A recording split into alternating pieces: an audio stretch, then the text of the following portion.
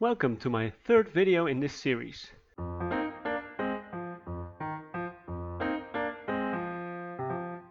Last time we took a look at the first 5 dungeons from level 1 to 50.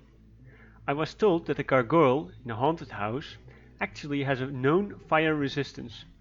The resistance on the other elements are unknown until the start of the fight, but the fire element is always the same. I made that adjustment to my sheet and also in the final results.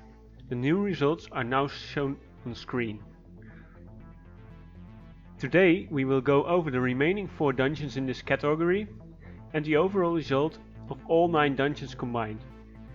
From this point on I made a change to the earth element plus a neutral element weapon column. Most weapons can only be used once per turn and are 4 AP or more.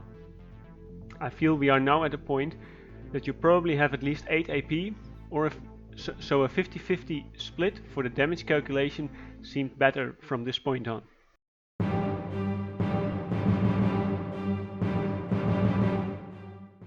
The Blacksmith dungeon is a lot like the skeleton dungeon from the previous video.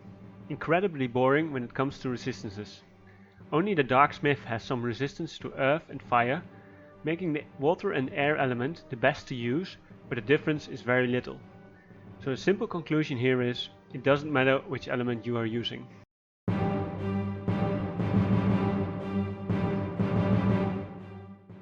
The Larva dungeon is interesting mainly because you need to run it with at least 2 people to get to the last room.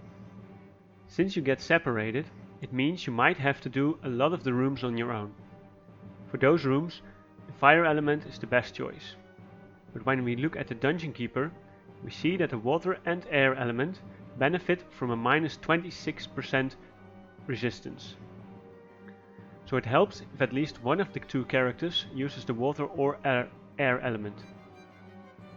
For an earth-based character, this dungeon is no fun. All monsters except the golden larva are resistant to earth damage.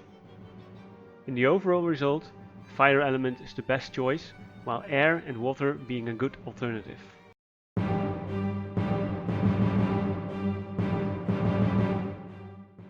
Grotto Hesque comes with a lot of different monsters. Usually you will find 6, including the dungeon keeper. Grotto Hesque has 10 different monsters. They all have some resistance to 1 or more elements, but the numbers are very low.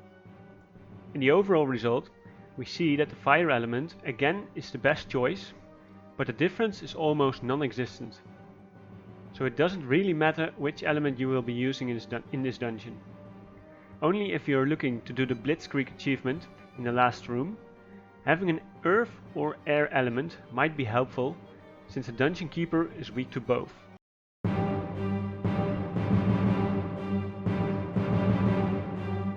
The Kwakwa's nest is similar to the Scaraleaf dungeon. All monsters except the dungeon keeper have 100% resistance to at least 1 element. The final result is also the same. The earth element with a neutral damage type weapon is by far the best choice. There are 2 monsters which are 100% resistant to both neutral and earth, so you will have to use a different element to finish those.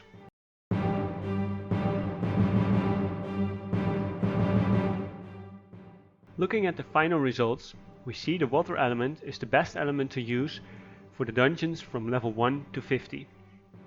The fire element is the worst element, closely followed by the air element. Remarkable thing to notice is, the earth element is the worst choice for 5 out of the 9 dungeons, but ends up in a 3rd place in the overall result. When we take a better look at the 5 dungeons where the earth element is the worst choice, we see that only for the larva dungeon it's a lot worse than the other elements. For the other dungeons the results are much closer, so the impact is not that big for the final result.